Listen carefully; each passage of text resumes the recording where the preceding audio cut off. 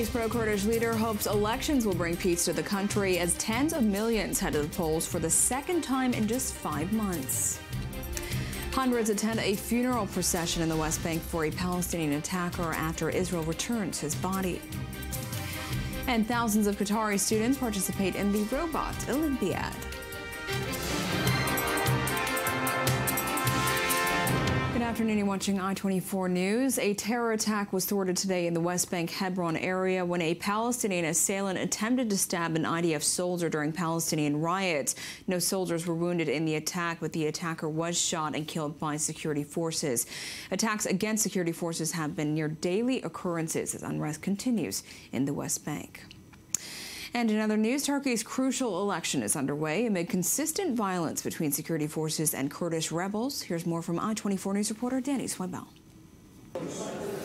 Polls are open in Turkey for the second parliamentary poll in 5 months after the ruling AK party, founded by President Tayyip Erdogan, failed to regain its single-party majority in elections in June. The poll has strong implications for a divided country that has witnessed a worsening economic situation and increased security threats. As a ceasefire with Kurdish militants has collapsed, the Syrian civil war remains brutal, and Turkey itself has been hit by 2 Islamic State-linked suicide attacks with more than 130 people killed. In the June poll, Erdogan's party lost its majority for the first time in 13 years. 4 rival parties since then have failed to form a ruling coalition. This is an election that will secure the stability and trust, and I want stability to win in this country. I want trust, unity and solidarity to win. I want Turkey to win.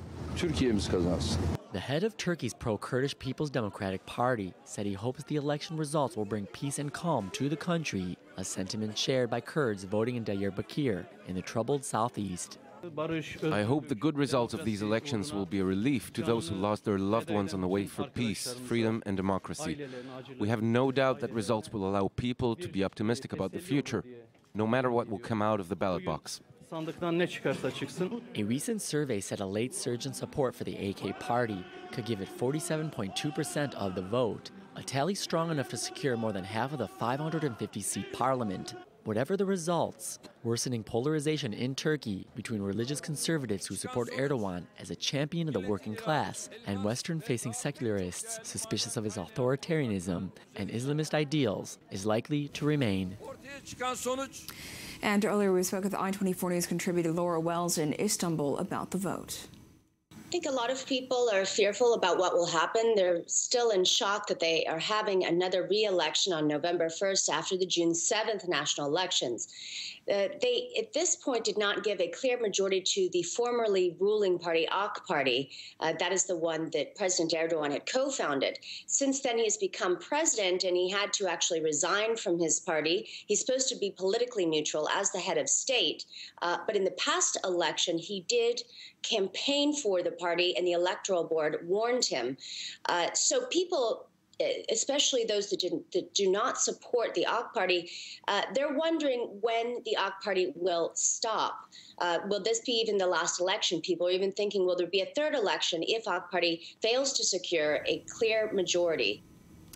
And in other regional news, hundreds marched in a funeral procession in the West Bank village of Sair for a Palestinian assailant who was shot and killed by Israeli security forces after he wounded a soldier.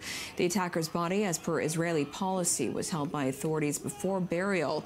Now, in the past, Israel has delayed the return of bodies of attackers believed to be aimed at curbing mass funerals and the glorification of attackers to deter against future attacks. We tried last Friday to transfer bodies to the Palestinian Authority. In 2 places, the Palestinian Authority kept to conditions that the funeral should be a modest family funeral at nighttime.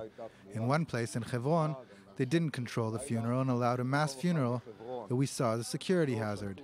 Therefore, I stopped returning bodies to Hebron.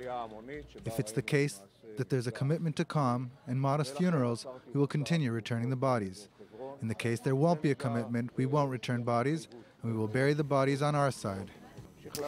Meanwhile, Israel's economy minister Aryeh Deri stepped down today, paving the way for Prime Minister Netanyahu to use his new authority as acting economy minister to authorize a gas deal the government has in the works in the coming days.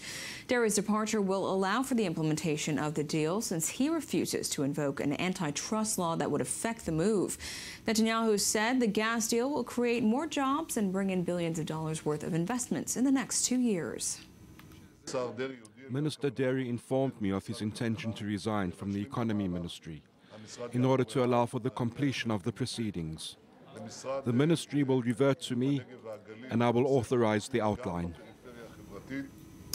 And moving south to Egypt, Emirates Airlines have joined those not flying over the Sinai Peninsula as an investigation is underway into the Russian airliner that crashed there yesterday, killing all 224 people on board. Egypt's prime minister said a technical fault was the most likely cause, dismissing claims from Islamic State militants that they were responsible. The I-24 News Desk has more. The wreckage of a Russian Airbus A321 carrying 224 passengers that crashed after leaving Egypt, killing all on board, still lay scattered along the Sinai Peninsula's mountainous landscape. A militant group affiliated to the Islamic State in Egypt's Sinai Peninsula claimed it had brought down the plane, quote, in response to Russian airstrikes that killed hundreds of Muslims on Syrian land. Dismissing these claims, Egypt's prime minister said a technical fault was likely the case. Now that both black boxes of the plane have been found, Russia, also doubting the plane was targeted based on the lack of evidence, has announced a probe into possible safety violations. We attempted to contact the flight through aviation sectors in Turkey, Greece and Russia after we lost connection with the plane. But all attempts failed. Later, we were told by Egypt that they had gotten in touch with the flight. Subsequently, they denied having said that. Taking into consideration that today is Egypt's day of rest, this is all the information we have at the moment. Egypt's Civilian Aviation Ministry said the plane had been flying at an altitude of roughly 31,000 feet when it first went off radar, an altitude way beyond the range of any missile in the possession of Sinai militants. Russian President Vladimir Putin has declared a day of national mourning for Sunday, with people coming out en masse in St. Petersburg to mourn the loss of their countrymen. And staying in the region, 15 people were killed and 10 injured when Islamic extremists attacked a hotel in the Somali capital, Mogadishu. A website associated with al-Shabaab claimed responsibility, saying the fighters from the al-Qaeda-linked group had infiltrated the hotel after an explosion. The attack started at dawn when a suicide bomber detonated a car bomb at the gate of the hotel, and then gunmen on foot opened fire inside. And on a lighter note, thousands of Qatar's best and brightest science students competed in the 2015 National Robot Olympiad on Friday and Saturday. More than 1,000 students representing 215 schools, including international schools, and 400 teams participated from elementary to high school and university level. The competition's categories had a variety of different tasks, including dismantling, rebuilding, and reprogramming robots, and even to design robots that mimic pearl diving. In this competition, the robot should pick each cube and place it on the right color. We have 4 colors: green, yellow, red, and blue. The robot should recognize the location in the right color and put the cube in the right place. Numbers of participants has gone up astronomically, but absolutely the level of competitiveness, the level of complexity of the robots, and of course they're all at different levels. This year we have high school as well as a college and university level. So and in the open categories you see some extremely complex projects. So there's a lot of work by these students. One of the projects I was speaking to somebody, it took them 6 months to put it together. So it's a lot of work, and a lot of enthusiasm around it. And in other world news, the leaders of South Korea, China, and Japan are meeting today in their first summit talks in more than 3 years and expressed hopes for improved ties as the Northeast Asian powers struggle to find common ground amid territorial disputes.